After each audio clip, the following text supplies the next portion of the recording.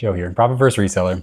In this video, I'm just going to give you a little update on my health and then share some thoughts that I've been thinking about as I've been sitting around kind of in not so great of health. But now I'm feeling better. So essentially what happened, I got major surgery yesterday on my sinuses. All 6 of my sinuses got opened up. It was a 2.5-hour surgery. Thank you to my mom for watching the kids and to Heather for hanging out with me all day yesterday. And yeah, I feel great already. I mean, I'm still recovering, but honestly, recovery from this is way better than the sinus infections that I've been dealing with for years.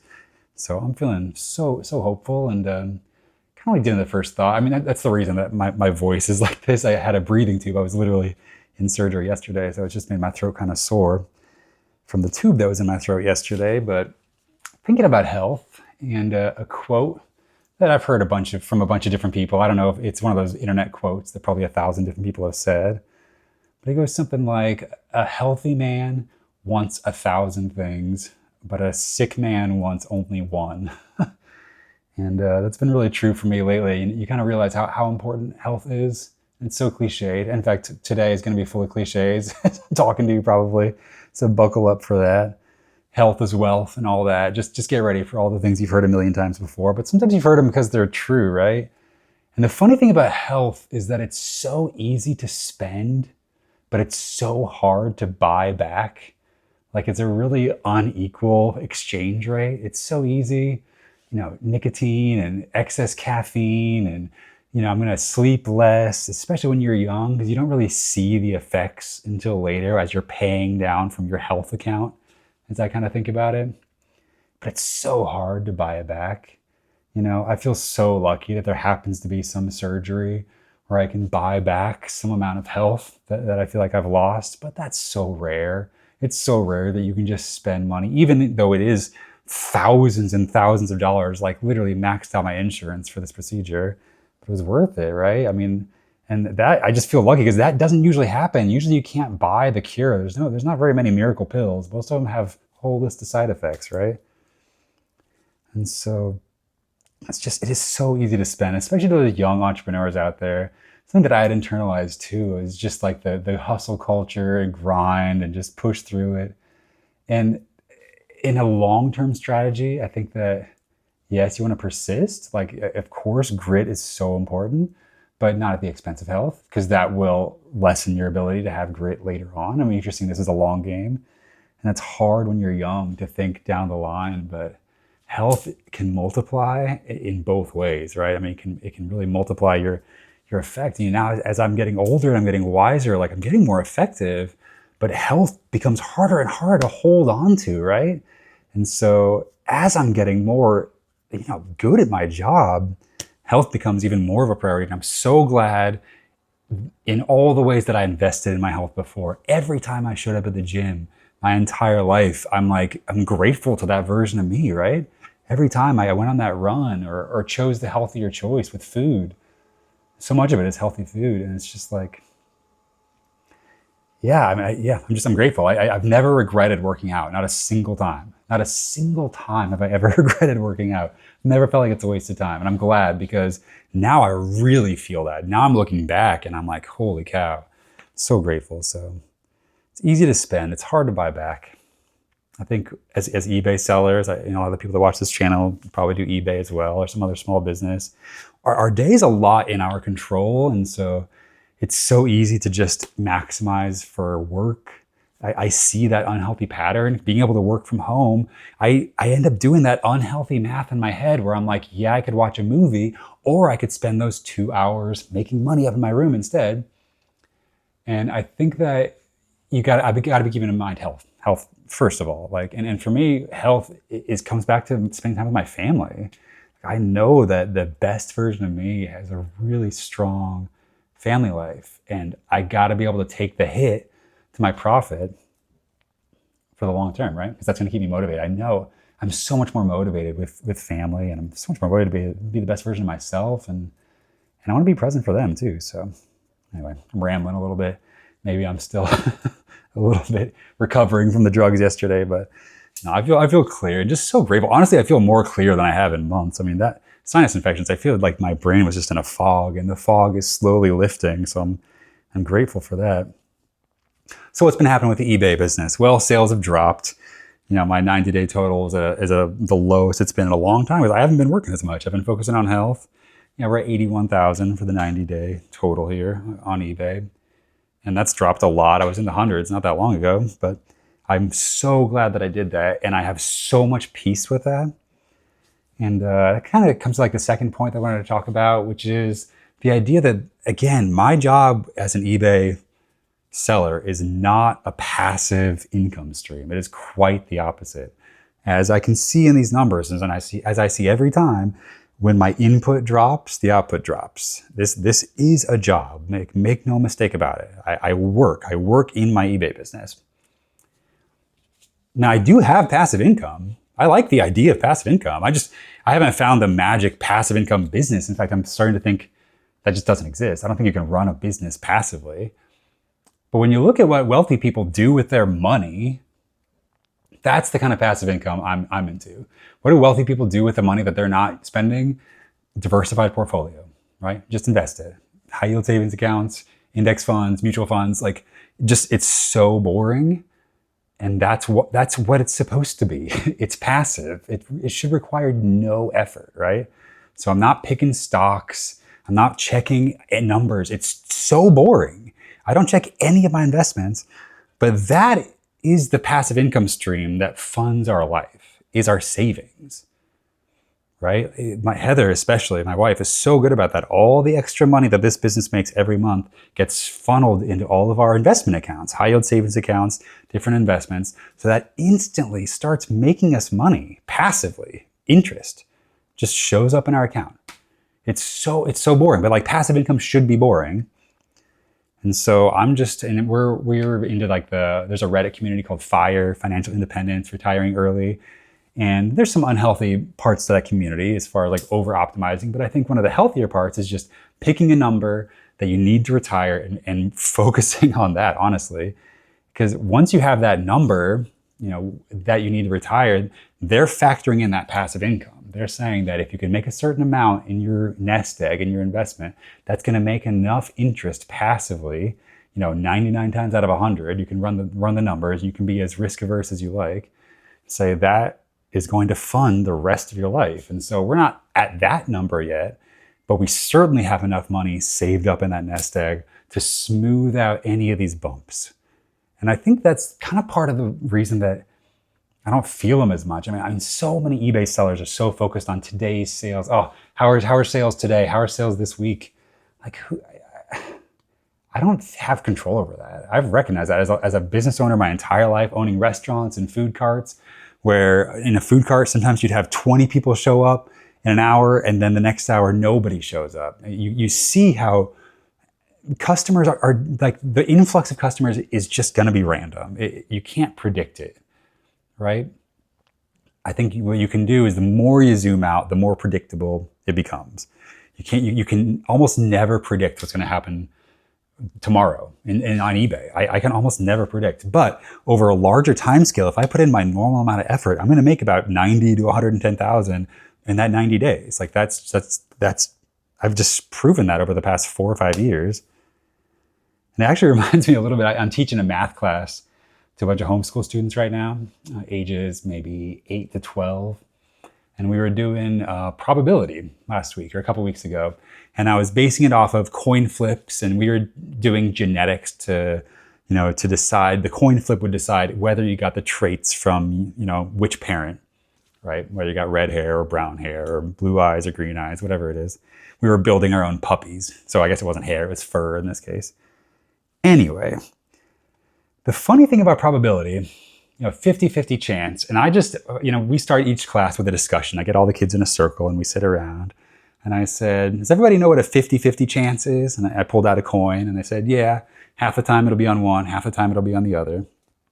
And I said, all right, so can anybody predict what this coin flip is going to be? And some people said yes, and they said heads or tails. And some people said, no, you can't know. And I flipped it and let's say it was heads. And I said, okay, so does that mean the next one will definitely be tails? And they said, no. And I said, well, what does probability even mean then? Can we know anything? If you can't know what the next one's going to be? And one of the kids had a great answer. She's so smart. She said, the coin doesn't have a memory. So it can't know that it was heads the last time. So it's still going to be 50-50 chance this time. Such a good way of putting it. And I feel that way about, well, let me continue the lesson. So what we ended up learning, like, what does 50-50 actually teach us? Well, what we did is everyone in the class flipped 10 coins, or flipped a coin 10 times in order to decide their traits. And then we kept track of everyone's on a big board. And we noticed the more data you get, the more it begins to look like a 50-50 spread. And you can never predict what some kids literally got 10 heads, and some kids got 10 tails, some kids got 8 and 2, and some kids got 5 and 5.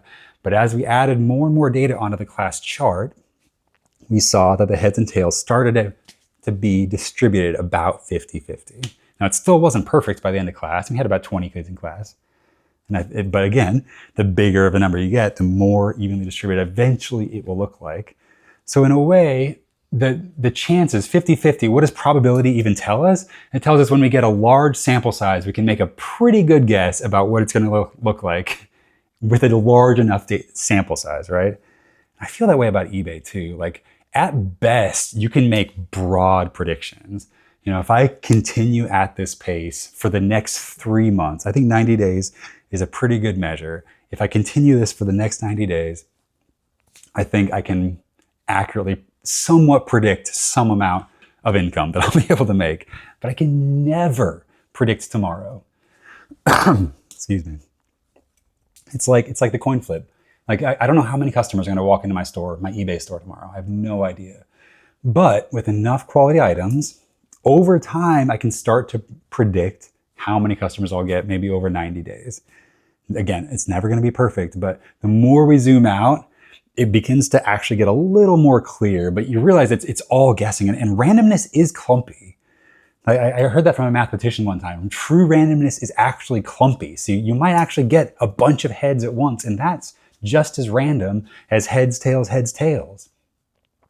And sales, there's an element of randomness. Like, there are way too many variables to keep track of to determine, you know, world events and internet outages and the algorithm to actually filter down to like how many customers are looking at your items in your eBay store. It's really hard to predict short term. Long term, big picture, look at the big, you know, 1 year, this year versus last year. That's where you can start to see trends. So we're just getting some groceries delivered. So something else I've been thinking about. You know, I've been alone a lot. I've been sick. I've been missing out on a lot of things this year. And it's not great. I mean, I don't love it, but there's some positives to it. You get, for me at least, when you let it get quiet, and when I turn off the distractions, I turn off the social media, you get that quiet voice, you can actually listen to it. And there's this quote I remember from Oprah Winfrey I wanted to share. She said, "Alone time is when I distance myself from the voices of the world so I can hear my own." Like, your own voice can be real quiet, you know? But I'm learning to listen to that voice as far as, what do I want to do with my life? Like, what are my goals? I don't want to work every hour. I want to have free time. I want to have a family life. I want to have time to bike. But it's so easy to drown out those quiet voices of like, I just want to have a quiet night with my family, when there's, you know, you could be achieving this, do that. I think I follow a lot of high achievers on the internet, and it's easy to get caught up in what I don't have and forget to turn around and realize that, like, I've got so much.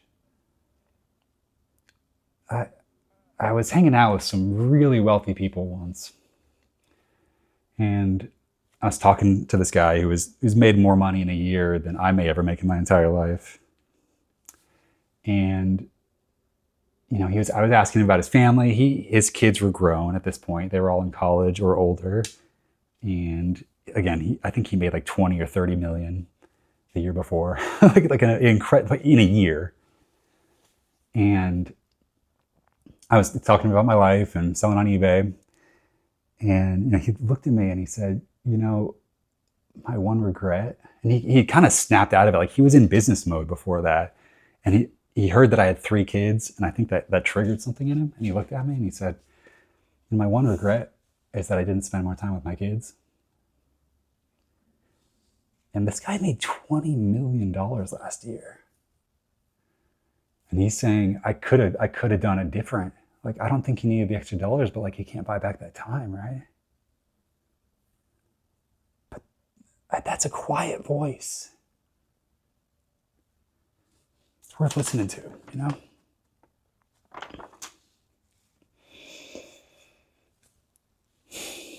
Yeah, social media, man. Like, do you really need that much money? Like, how much money do you actually need to live the life you enjoy?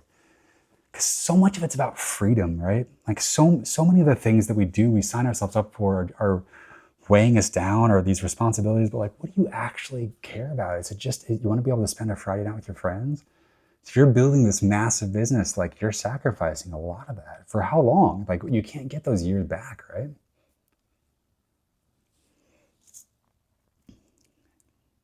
One more thing I want to share with you. It actually came up in therapy, and I can't get it out of my head, and I want to share it because, especially to the men out there, I think my audience is mostly male. Something my therapist said, and my immediate reaction was like, hell no, until I thought about it for like 1 second. I can't remember her exact quote. I'll have to ask my wife, but she said something like, Joe, would you consider speaking in a way that first you protect each other's hearts? And you're like, duh, like, what do you mean? Like, how else would I be talking? For me, I was so focused on truth and like finding the truth, capital T, whatever that is. And I would always say, like, I'm going to be honest over kind, of course, because honesty is my highest priority, I guess, because now I'm like questioning it because I don't know the truth any more than anybody else. Like, as a true scientist, none of us have a perfect grasp on the truth. I should recognize that. I don't know what the truth is, but I can actually quite accurately predict that if I say something in a shitty way, it's going to hurt my wife's feelings.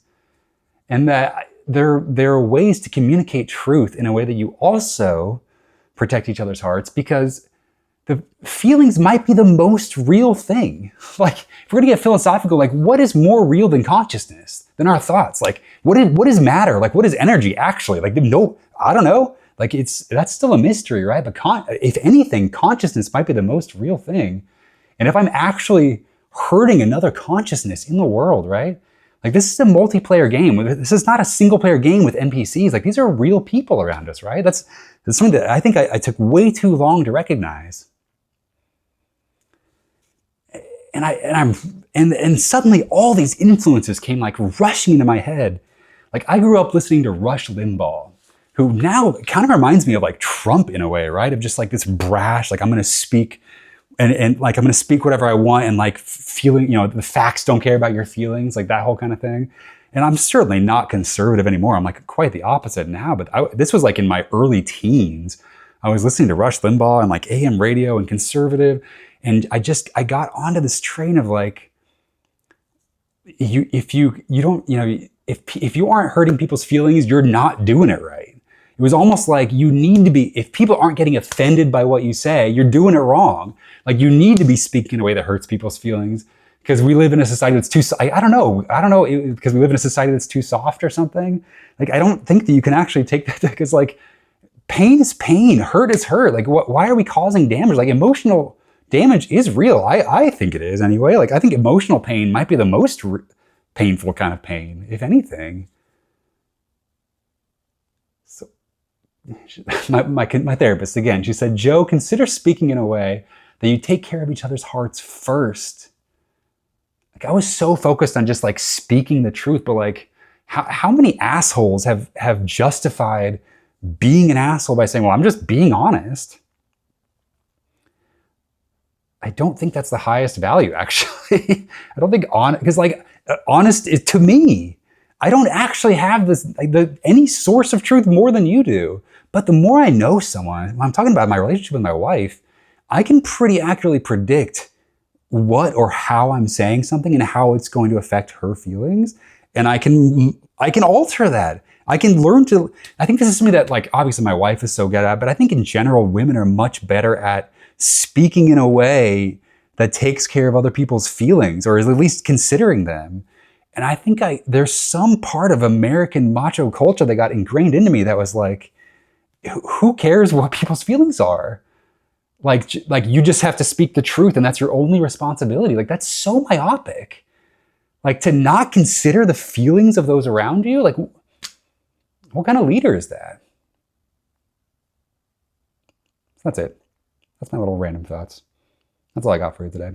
I don't even know what this video is. What is this YouTube channel? I don't know. These are my thoughts. I thought I'd share with you guys. I've been thinking about you. Thanks for everyone that reached out. I'm doing good. Obviously, I feel healthier than I've been in a while. So thank you. I'll be back to normal eBay content at some point. But until next time, peace.